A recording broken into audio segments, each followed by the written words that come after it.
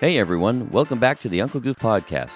I'm your host, Jeff Walker, and today we're joined by a true Seattle sports legend, the voice of the Seattle Mariners, Rizzs. For nearly 4 decades, Rick has been calling Mariners games, painting vivid pictures with his words and bringing the ballpark to life for fans everywhere. He's built a career rooted in passion, perseverance, and the power of connection. In this episode, we'll talk about his journey to the broadcast booth, his deep love for the game, and how building meaningful relationships with other broadcasters, players, colleagues, and the community has been at the heart of it all. But Rick's impact goes far beyond the ballpark. Alongside the late, great Dave Henderson, Rick co-founded Toys for Kids, a charity dedicated to providing gifts and hope to children in need during the holiday season. It's just one example of how Rick has built a career centered around not only his passion for baseball, but also his commitment to giving back and creating meaningful relationships with people across all walks of life. Trust me, you're going to love this one. Let's play ball. Hello. Well, please welcome to the Uncle Goof podcast, the play-by-play voice for the Seattle Mariners, a local to the Issaquah area and a friend of mine, Rizzs. Hi, Rick. Hey, Jeff. How you doing, buddy? I'm doing well. Good to be with you. Thanks. I'm going to start off by asking you a question. Sure, go Tell for me it. about the title Uncle Goof. Okay, well, I'm glad you asked. So I have some nieces and nephews, and I'm a little bit silly with them. I tend to have fun. I really love kids. And because of the way my name is spelled, Geoff, and the kind of silliness that I exude in front of them, I've been called Uncle Goof for like well over 20 years by my nieces and nephews. So that's where that comes from. That makes sense. Yeah, I know. It's a little silly, but hey, you know what? No one else had it, so that didn't hurt either. All right, well, it's nice to be with you, Uncle Goof. Thank you. I appreciate it. Yeah. So you're coming to us from Issaquah, Washington. I know you're originally from Illinois. You've lived in many states, worked your craft in many cities. Yeah. I know you've been to Ohio, Texas, Louisiana, Michigan. I'm sure I'm missing a few places. But now you've been in Seattle for, what, the last 30 years or so? 40 years. 40 years, wow. Yeah. Okay. Yeah, I got here in 1983. Thank goodness for Dave Niehaus, the greatest impact on my life, my greatest friend ever. Yeah. He got me here twice, as you know the story. I got here in 1983, was here for 9 years, and then applied for Ernie Harwell's job in Detroit, and I got the job. I learned a very valuable lesson, Jeff. Never try to replace a legend. Always try to be the guy who tries to replace the legend. Yeah. So I was there for 3 years, and Dave got me back in 1995, and thank God I didn't miss the 1995 season, because that was the greatest year in the history of our franchise, because the guys doing what they did, how they did it, and when they did it, saved baseball here in the Northwest. Without that team in 1995, we wouldn't be here. Mm-hmm. So we can talk about that later on. But yep. 42 years in the big leagues, 39 right now with the Mariners, 3 with the Tigers, and I just signed a 2-year contract. So it'll be just over 40 years. I love it here. That's I really amazing. do. I really love it here. Yeah, that's great. Yeah, and I've listened to you for all of those years. I know that. I mean, I was in 1983 was the year I graduated high school, and I went to a lot of Mariners games at the time. But I listened to you. I actually would listen more on the radio than I did, watching TV most of the time over the years, just because, lifestyle and travel and all that other stuff. But that 95 season, I can take myself right back to that as well. Probably not the same way you can, but, vivid memories. That was amazing. It was so much fun. Yeah, 1995. Nobody knew, of course, what's going to happen every year. We had some, stars on that club, Ken Griffey Jr. and Randy Johnson and Edgar Martinez and Jay Buhner. We had a really good baseball team. But then in late May of 1995, May 29th, Junior slammed into the wall in right center field, playing the Baltimore Orioles at the Kingdom, and Kevin Bassett, this long fly ball, I'll never forget as long as I live. And Junior, with his, style and grace and vigor to go catch a fly ball, he thought he could catch every fly ball, which he mostly did, but this time was different when he slammed into the wall and fell down to the ground. We've seen Junior do that a number of times, but this time was different because he had a rough time getting up off the warning track holding his left arm. Mm-hmm. and he ended up shattering his left wrist. It took a plate and about 9 screws to put his wrist back together again. And I thought, many other fans thought, he's going to be out for the rest of the year, but he miraculously came back in 3 months. But what happened was, in the Kingdom, it was a brick wall, concrete wall behind the padding, and his left hand went in between the padding, Oh, geez. and that's why, he had the severity of the injury. And Junior was somehow able to heal up, a quick healer right after the surgery. I think he had the surgery the next day, and he still has this huge scar on his left wrist right there. And he was able to come back in 3 months. Thank God he did, because in the middle of August, we started to take off. We were 13 games out of first place on August the 1st, Jeff.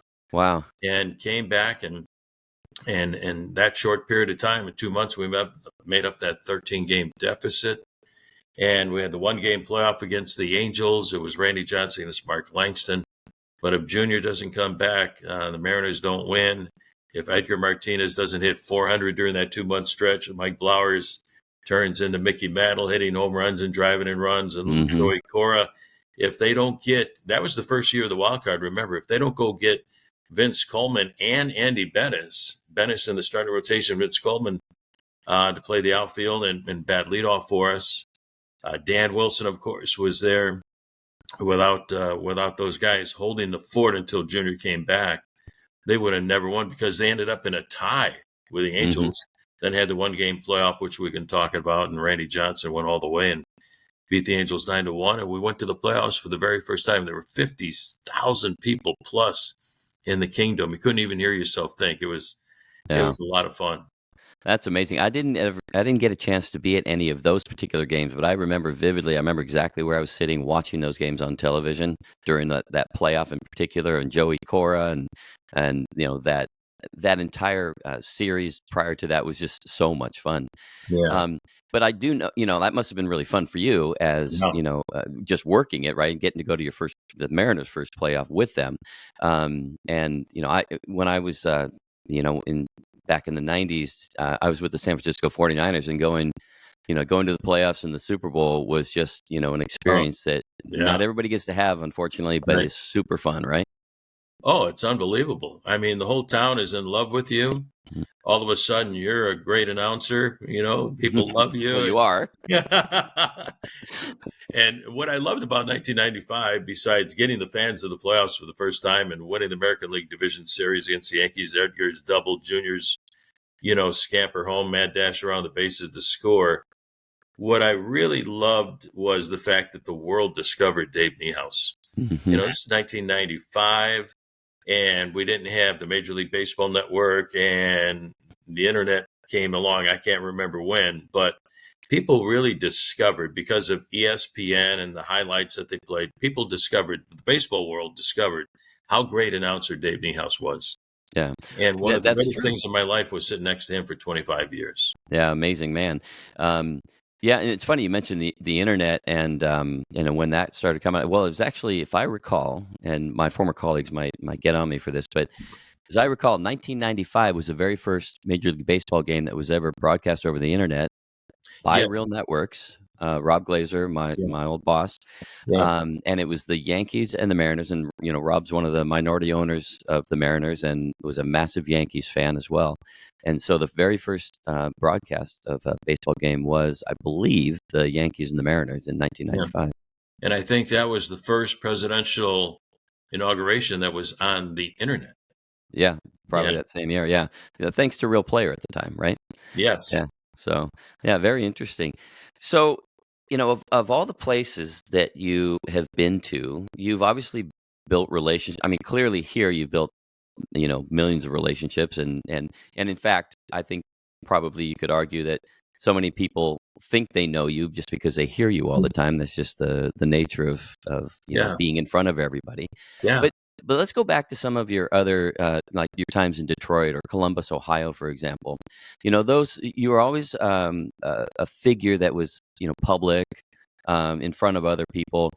You must have met many people. Have you continued to maintain and cultivate some of those relationships from way back when, and keep those today? Oh, no doubt about it, Jeff. I got to go back to my college days. Hmm. because if it wasn't for one of my best friends in the whole wide world, John Dietrich, I wouldn't be here. We met in college. I was playing baseball on the JV team at Southern Illinois University. I always say the JV team because our varsity was one of the best clubs in the nation. We finished third in the country in 1974.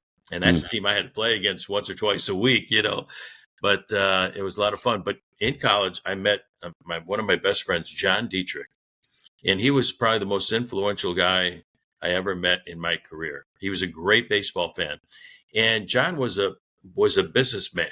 He ran this business on Illinois Avenue in Carbondale, the home of Southern Illinois University, and it was a pinball arcade. It was called the Downstairs Arcade, and we would have a good time on Illinois Avenue, going to Bonaparte's or Merlin's or the Rat Hole or the Peppermint Lounge, in college. And then on the way back to the dorm, we'd go into the Downstairs Arcade, and he always had this rack of hot dogs rolling. He'd have 3 or 4 hot dogs still left over, and we'd play pinball. And I got to meet John, and we became really good friends because he loved the game of baseball. He grew up in this little town called Herscher, Illinois, which is south of Chicago near Kankakee. He loved the Cubs. And so when I started to do broadcasts for Southern Illinois basketball games, I said, John, why don't you help us out? So he would come to the game and with a tape recorder after the ball game, talk with our coach, Paul Lambert, our head basketball coach, bring up the tape, and we played that on the post-game show.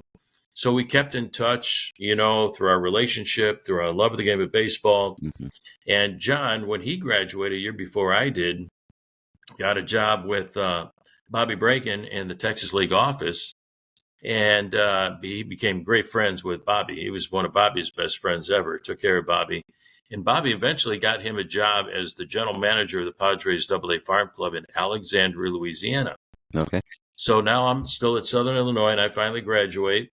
And I go to a baseball tournament to cover in, where were we, Tulsa, and we ended up losing. So I drive all the way back home in my 1971 Ford Maverick with bad brakes.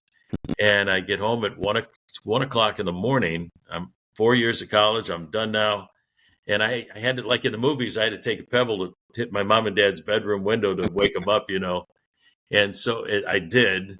And the lights went on and they let me in the house. And so we sat in the kitchen for an hour just talking. I'm finally back home, 4 years in college. And my dad says, okay, what are you going to do now? You got to get a job. I go, okay, Dad, I'm going to go drive downtown. I'm going to go to WGN in Chicago, which is the big sports station. Right. Carry the Cubs. And I'm going to go look for a job. So about an hour later, now it's 2 o'clock in the morning. And my mom says, hey, some guy from Louisiana called. And I said, oh, yeah, that's John Dietrich, my buddy from college. And she said, you need to give him a call. I said, well, it's 2 o'clock in the morning. And she said, no. She said he said, no matter what time you get in, to give him a call. So at 2 o'clock in the morning, I called up John. Of course, I woke him up. And I said, hey, John, what's up? He said, Rico, what's going on? And that's my name in college for 4 years. And Dave Henderson still calls me Rico. Okay. Aaron Goldsmith still calls me Rico because I played ball. I was really tan and everything. I don't know. But anyway, I called him up and said, John, what's up? He said, well, my clubhouse guy quit. And it's early June. Season is 2 months old. He said, what are you doing? I said, well, I'm going to look for a job. He said, why don't you come down here to Louisiana? He said, I need a clubhouse guy, and I'll let you do 3 innings of play-by-play. I said, what's a clubhouse guy? Because in college, we did our own stuff, I went to my uniform and washed it myself at the dorm and everything, in the laundry room. He said, do the laundry, shine the shoes and get the team ready for games and things like that. So I said, you know what? I'll check out what minor league baseball is like for 3 months and then head on back home. I said, let me spend 2 days with my folks. So I did. I left everything packed in my car, which wasn't much. Mm-hmm. You ever seen a 1971 Ford Maverick? Not a lot of room in it. And I drove down to Louisiana. And I was a clubhouse guy. I washed uniforms for Bruce Suter when he was with the Midland Cubs, and Jack Clark with the Lafayette Drillers, and then Mike Krukow to this day. He was a great pitcher in the big leagues, a good pitcher in the big leagues, and now a broadcaster for the Giants. I did their laundry and everything. And but I got a chance to do 3 innings of play-by-play. At the end of the season, that was 1975. We moved the franchise to Amarillo, Texas, and I went as the full-time broadcaster, assistant GM to sell outfield fence signs, program ads, season tickets, traveling Wow. secretary, take care of the buses and the hotels. So what I thought, Jeff, was going to be a 3-month little trip down to Louisiana turned into a 50-year career. Amazing. So John Well, Dietrich was the most influential guy in my life. Then I spent 2 years in Amarillo, 3 years in Memphis, learned a lot there. Columbus, Ohio, 2 years with the Yankees Farm Club, and then Dave Niehaus hired me in 1983. that's amazing. And you know what I love is, you started by doing everything. Yeah, I'm sure that you have maybe different from someone who goes, straight into a broadcast role and hasn't done some of those things. But, having been a football manager at Washington State University, cleaning uniforms, fixing helmets, catering to the needs of the players, yeah, working in marketing at the athletic department. I was selling 50-50, raffle tickets to the baseball field. I was wow, doing under, Bobo Brayton, and love that man at Wazoo. yeah, And great career. wearing all those different hats, from labor to marketing to sales and all that, that's a great way to come up through your career. And I assume, and I don't want to place assumptions here, but I assume it gives you an appreciation for all the other stuff that goes on around you Yeah, every single day at a game. absolutely. I mean, you appreciate everybody and what they do at the ballpark. You don't take anything for granted. I saw how tough it is to get to the big leagues. I Hmm. learned that I wasn't going to be a big league player, playing my third year in college after seeing a slider. I go, what's that? I appreciate the guys who now work in the clubhouse, Chris DeWitt, Joe Van Blank, and Pete Fortune, and Tim and Billy in there. It's a hard job, but they love it. And I appreciate everybody at the ballpark. So, but what it does, by doing all those things, during the off season, I had, like I said, had to sell those outfield fence signs, $650 for an outfield fence sign for your program. I had season tickets, traveling secretary. Is that you meet a lot of people and you have great stories along the way. Right. And I mean, got kicked out of a guy's office in Amarillo, Texas, because the general manager a few years before us left a lot of bills in town, a lot of bills. And so I went to the hot dog guy to sell him some advertising, see if we could sell his hot dogs at the ballpark. And he pulled out his drawer. He said, "You guys still owe me." It wasn't us. It was the previous, ownership of the team there. Right. "You still owe me $30,000. You pay this bill, then I'll buy your $250 program at." I said, "Hold on." I said, "We're in town here. We're going to have success. We're going to win a Texas League title." Little did I know we were, but we ended up winning the Texas League title in 1976. I said, "I'm coming back next year to sell you some advertising." And so he told me to leave in no uncertain terms. And then we had a great year, and we won a Texas League title. I went back and I sold this guy advertising. We didn't buy his hot dogs, though, because we went with the guy who believed in us, that first Yeah. year in 1976, and we stayed with him. So Well, I mean, you're telling a story about selling. You're selling yourself. You're selling, a dream. You do that every single day on the broadcast, and like no one can tell a story like you, or paint a picture like you can. And I just love that, and that doesn't surprise me that you were successful in doing that.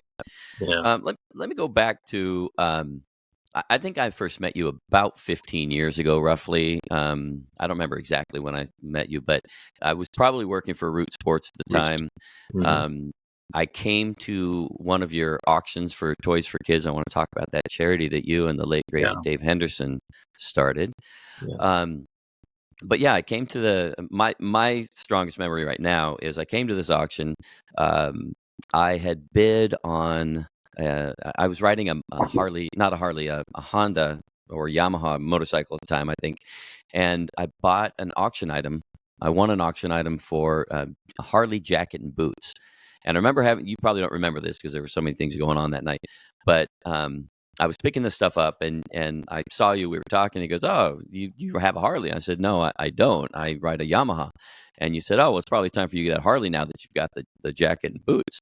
And I said, "Well, yeah, I'm not sure I'm in the market for that." And you said, "Well, Hendu's got one sitting in his house. I think he's trying to get rid of. And I don't Mhm. know, do you remember that? I sure And do. Yeah. yeah. And so I'm like, you gave me Hendu's number, I think, and I ended up calling Dave and went to his house in Bellevue, and there's this motorcycle sitting in his In his living house. room. Yeah, inside his house. It was a A- magazine holder. Exactly. It was magazines on it and jackets and things, and it had been sitting there for 12 years Yeah. Never and wrote it. never rode it. It had 3 miles on it. It was a Harley Davidson anniversary edition. Right. Uh, um, what was it? Not a Road King, a Fat Boy, and it was beautiful. And I'm like, we ended up having a conversation. Turns out he was getting married.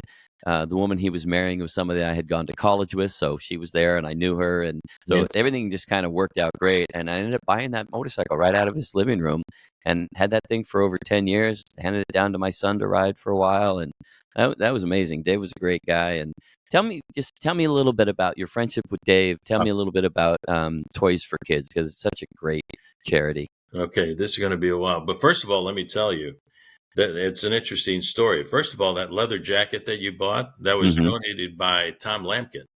Okay, It I was don't know, Tom. very nice. Tom was our catcher Oh, for us years oh ago. yeah. He Okay, I grew up remember here the in the name. West. I think he grew up in Longview, and he was a backup catcher with us, the St. Louis Cardinals, and just a great guy.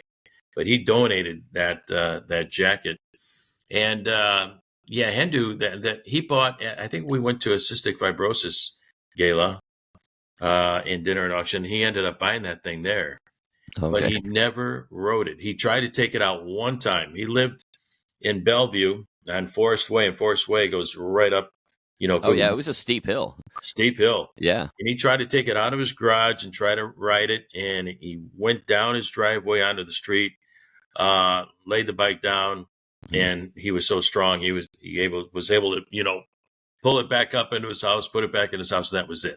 So he never rode that thing. Yeah. But David was one of the greatest guys I've ever met in my life, became one of my best friends of my entire life. This guy was a heck of a ball player. I mean, you take a look at his career, #1 draft pick by us, first draft pick ever by the Mariners franchise, became our starting center fielder Mhm. long before Ken Griffey Jr., tremendous talent. One of the worst trades we ever made, 1986 with the Boston Red Sox. We sent Dave Henderson and Spike Owen to Boston, and Hendu helped the Red Sox get to the World Series this year. Spike played well, and we got Ray Quinones, Mike Brown, and Mike Trujillo. So the Red Sox got the best out of that deal. He had a tremendous bolt of an impact. He wasn't there very long in Boston, but then he went to Oakland and had great years with the A's and helped the A's to 3 World Series, won one in 1989. So on one side was Ricky Henderson, who sadly, passed away recently. Yeah, And then recently. Mm. Jose Canseco was on the other side of him. And Tony La Russa told Hendu, he said, Hendu, your job is to take care of those two guys on your left and right. And he did, but he had a great impact, on the Oakland A's, those great Oakland A's teams. So You anyway, know, we got to be great friends. And then after he retired, his last year was 94 with the Kansas City Royals. And when the strike hit, he came home. He spent a lot of time at home with his kids and his wife. And he said, I like this. I don't need the money. So he retired.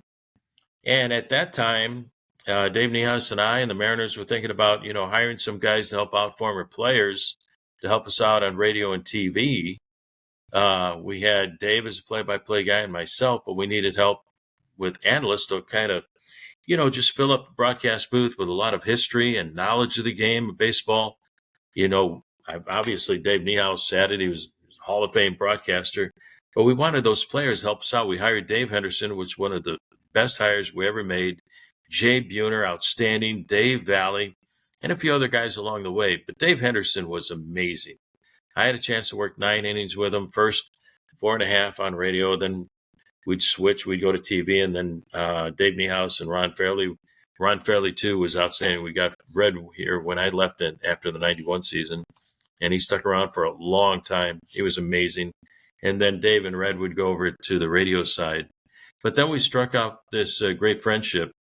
And after games in 1995, Jeff, we'd go into Pioneer Square. and have a good time, have a few beers at Swanee's.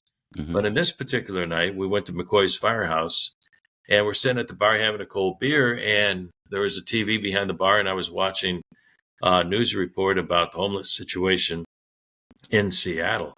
And if you spent any time in Pioneer Square, you saw a number of homeless guys hanging out here and there, but I didn't know the depth of it. It was like I wasn't able to take it in and like undo the layers of an onion. And when we finally did, we thought there is a huge problem here. Mm-hmm. So I heard I watched the news report, and it said there were 8,316 homeless people that they could count in King County. So I turned to Hendu and I said, Hendu, man, if there's over 8,000 homeless, I said, how many are kids? Now, this is the end of the 95 season. It's September. Christmas is just right around the corner. And he said, well, I don't know. I said, Hendu, something I always want to do. Let's round up the guys. They were still active players, Edgar Martinez, Dan Wilson, Jay Buhner, Jeff Nelson, John Olerud, Johnny Moses. I'm going to leave out some guys, Julio Cruz, Paulie Sorrento, Billy Hasselman, and we rounded up 12 guys, and we pulled our own money together at the end of the year. We got $18,000. Everybody wrote their checks. We ate at Pagacha Restaurant, which is now Enzo's in Issaquah. Yep. So I took it to the bank, and I told the guys we're going to find these kids. So I went to the bank and up here in the Issaquah Plateau, and I said, I've got this money. I'm going to start a new charity. I want a separate account. She goes, well, what's the name of the account? What name do you want to put on there? I said, well, we don't have a name for our charity. And she goes, what do you guys do with the money? I said, we're going to buy toys for kids. She goes, how about that? So a bank teller named our charity. Nice. So I found these kids. A good friend of mine was running the First Avenue Service Center, which is now Compass. Harborview Medical Center had a Christmas party for homeless kids and underserved children during the course of the year. So they invited those kids to a party every year. So we bought toys for their kids, and also the Broadview Women's Shelter, which is just amazing. There's always about 60, 65 kids there. There's 35 apartments for these women to get out of these horrible situations, in a safe place with their kids.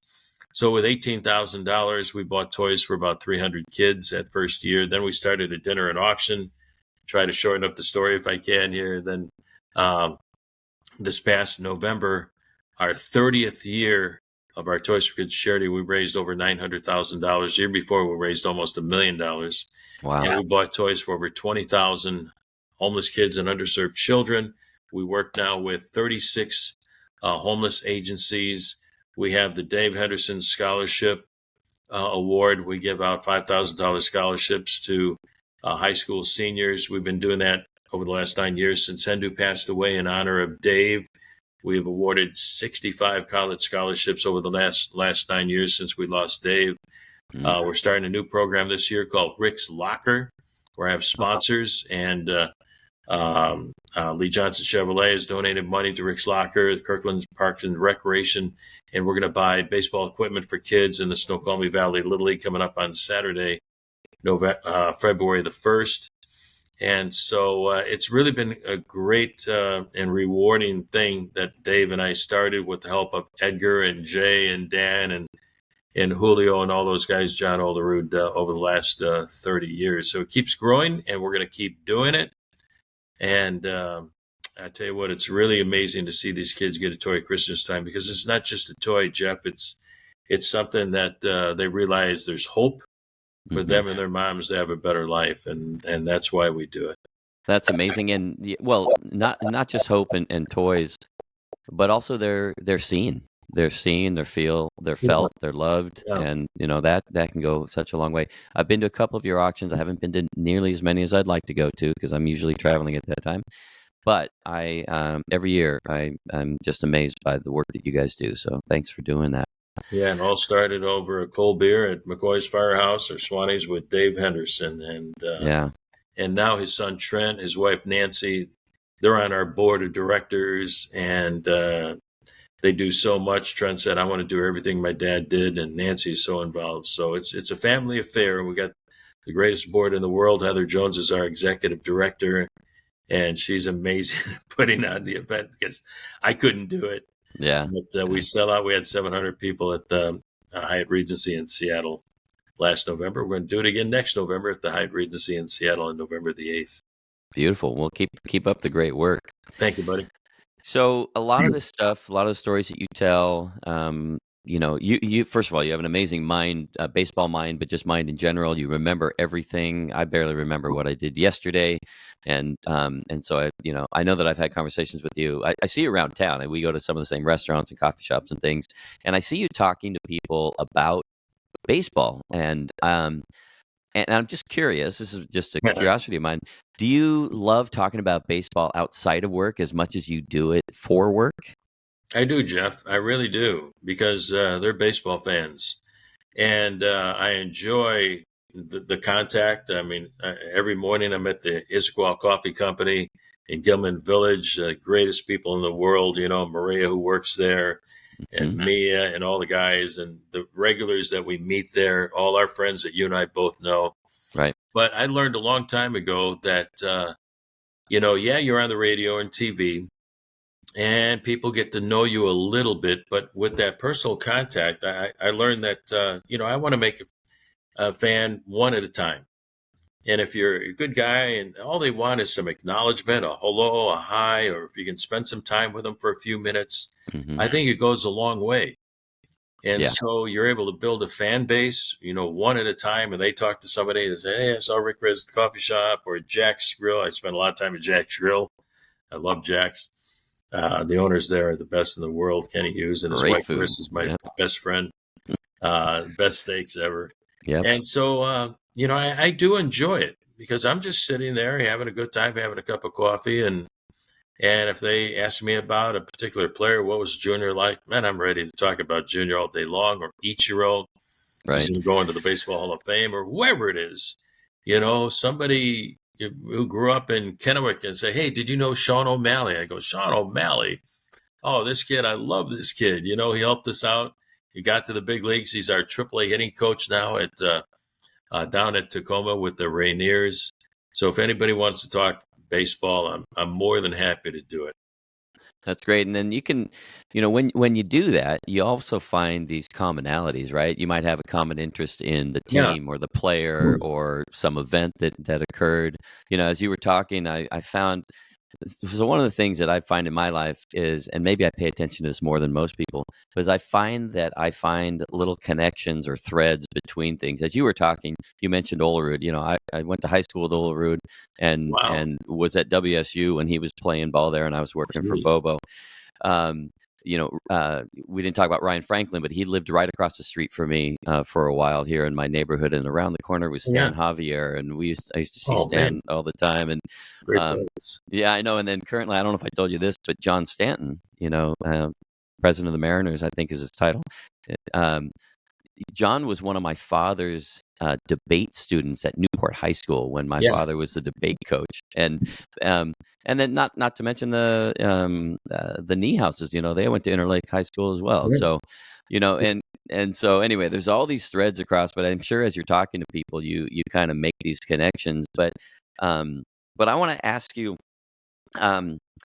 over the years, what principles from relationship building do you think you've carried, into your, adult life in terms of how to build and maintain and cultivate these relationships? Do you have principles around that? Yeah. When I meet somebody, they know who I am, but I don't know them. They've listened to the radio for the last 40 something years, or watched on TV when I was on TV for 25, 30 years. So they know me. So what I try to do is I want to know them. I want to make that personal connection, say, what's your name? Where are you from? What do you do? What I do. And then we get to know each other on a first name basis now, and find out where they're from. Everybody has a story, and I love telling stories. That's what a baseball broadcast should be. Nowadays, over the last 10, 15 years, it's too much, in my mind, analytics, WRC Plus. I'd rather tell stories about Sean Malley and where he grew up in the Tri-Cities and things like that, and meeting his family on caravans, and spending time in a caravan with Adam Jones and Mike Morris up in Sequim trying to get to Port Angeles during that snowstorm we had in 2007, the buses sliding off the road. Mm. Here's two kids, one from San Diego, one from Florida, that never saw snow. And we were on the ground making snow angels. We had a snowball fight. I hit Mike Morris in the head. I go, wow. But I want to get to know them as much as they want to get to know me or find out stories about baseball. That way we can have a conversation. It's not just one-sided. It's not like an interview. We're having a conversation over a cup of coffee and we get to know one another. So I want to get to know them. That's my great philosophy. Well, when I meet people. Yeah, and I hear you say that, but I know I've actually seen that in real life, so I appreciate that. Well, just a couple final questions. So, who inspires you today? I know you've probably had many inspirations over the years, but today, if you think about how you go through your life today, who's really inspirational to you? Well, number one, it was Dave Niehaus. He's at the top of my list. He taught me so much about not only the game of baseball, but about broadcasting. And Jeff, you realize very well because you grew up here, and during the early days of the franchise, it was kind of lean years. My first year in 1983, we lost 102 games. It was one of the greatest years of my life because I was in the big leagues flying to all these great cities instead of riding a bus for 18 hours from Memphis, Tennessee to Orlando, Florida, and doing a game that night, get in at 4:30 in the afternoon and have doing a game at 7, making $200 a month, $500 a month, $700 a month, $1,000 a month in the minor leagues, married with a kid. And so it was very, very difficult.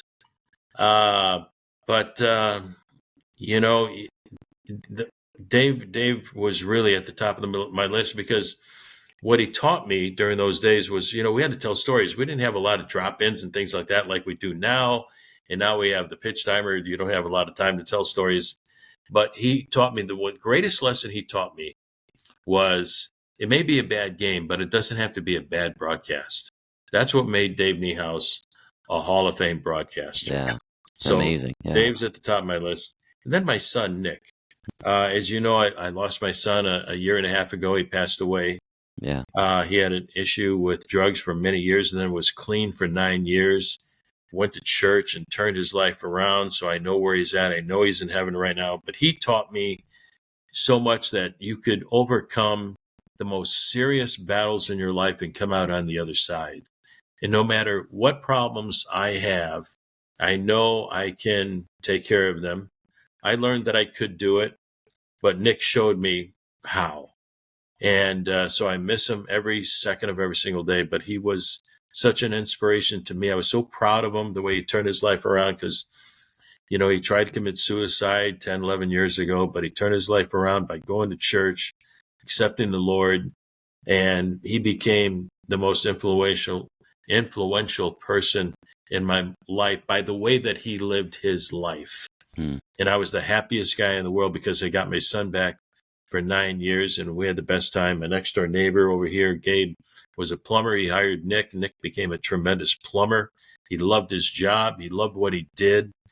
So he really showed me, how to live the rest of my life.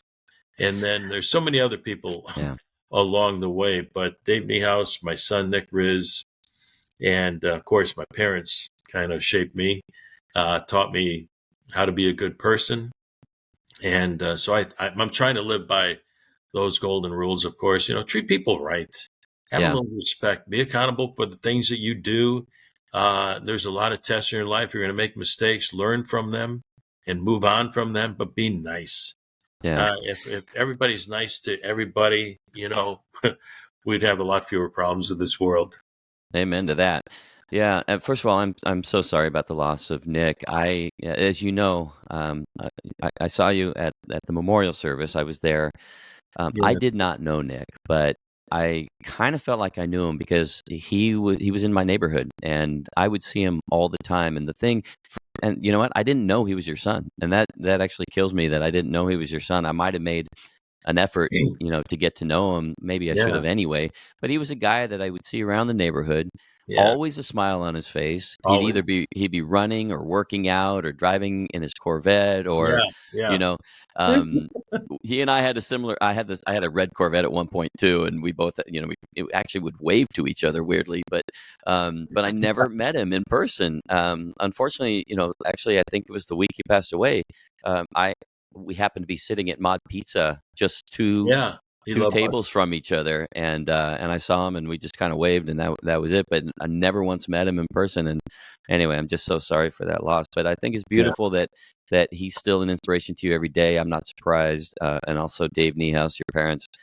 That's amazing. So Yeah. I think I'll just leave it here unless you have any questions for me. But I just really want to thank you for your time and your stories. I love your work. I love seeing you around town. I appreciate you joining me, and just keep up the wonderful work and telling those stories, because no one does it like you. Yeah. Thank you, Jeff. I really appreciate that. I'm glad you had a chance to spend a little time or see Nick. He would take that red Corvette out on the bad days during the winter when it snowed. He had these straps that he took from his truck.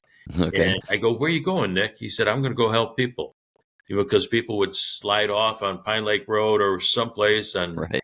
Goofy Hill Road. It's called, Valley Road. And he'd go help people, strap them up, and pull them out of ditch. I said, "Nick, it's not a tow truck. It's a Corvette. It's a 2007 Corvette." But he would go out there and do it. He'd be out there all night long helping people. But he was really, really a special guy, and I miss him like crazy. But Yeah. this is nice that, you're doing these things and interviewing a lot of people, and I hope you get a chance to spend a lot of time with others. What inspired you to do this? I'm not exactly sure. It sounds silly for me to say this in front of you because you're such a professional, but I've always loved being behind a microphone. Um, I won't go into much detail, but in my past history, I've done some stadium announcing. I've done some hosting of auctions and events. I've been an event guy for many years, but I've had the opportunity to be literally in stadiums announcing things at halftime or hosting an event. I actually called an entire rugby tournament at Memorial Stadium in Seattle. You probably don't know Wow. this about me. I've done some No. voiceover work and some other things, and I don't know that I've ever been any good at it, but I've always loved it. And for some reason, I just decided I think I want to do something fun with a podcast. And I've met so many interesting people over the years. It's really not about me and being behind the microphone necessarily. That's a part of it, but it's really about taking that and being able to talk to people about their lives and relationships and how people build those relationships, and finding threads across these different Yeah. opportunities in our lives. And I don't know, I have no real good reason. I just think it's fun, and That's a good I'm reason. yeah, and I'm bringing lots of interesting stories, I think, to people, and I hope people will listen. Yeah. Well, I think they will. Can I use this platform for a minute? Of course, absolutely. I'm 71 years old, so I want to tell all you guys out there 40 years older, get a physical every year and be sure to get a PSA test. I found out I had prostate cancer a couple of years ago, and I'm Right. doing fine. I get grade 1. It's just active surveillance. But I just want all you guys out there to go to your doctor, get a physical. It's a simple blood test. Now, pretty much a physical is a blood test, but to check out your cholesterol and your heart and how things are working. But get tested. Get that PSA test. Prostate cancer is very, very curable if you get it early. So, how old are you, Jeff? You don't have to say, but get a PSA test. Coming up on the big 6-0 this year. Okay. All right. Get a PSA test and get that Yes. thing checked and make sure you're all right, guys. So Thank you. I just want to do that. I appreciate that. Yeah, that's great advice, and I'm glad you're doing well. I'm doing great. Yeah, keep that up. Is there? Do you have some social media handles where people can reach you or follow you? No, I don't do any social media. All right. My social media is, going out in public. Now you do that, and you do that and, well. and face to face, either at Jack's Grill in Issaquah or the Issaquah Coffee Company there. I'm going to go there this morning And I might even see you there. all right, I'll see you there. We got the greatest group of regulars there: Bryce, Dr. Dave, Greg, Randy, and everybody. And it's so warm inside there, and it smells great. And Maria is unbelievable, and everybody that works there. So that's my social media, but I don't do Facebook or Instagram or It's quite all right. Yeah, I wish I didn't sometimes, to be honest with you. But well, if you wanna find Rick, go to Squawk Coffee Company, Jack's Grill, or better yet, just listen to the Seattle Mariners. Yeah, go to the ballpark. Come down to the dugout, yell at me, say hi, and we'll visit. So I'm happy to do that. So sounds good. Well, thanks again, Rick. I really appreciate you, and I appreciate your time. Have a great day. Jeff, you too did a super job. Thank you very much, and go Mariners. All right, go Mariners. We didn't talk about the Mariners. We didn't. Holy smokes, happy totals, and everybody scores. That's a wrap on today's episode with the legendary Rick Rizzs.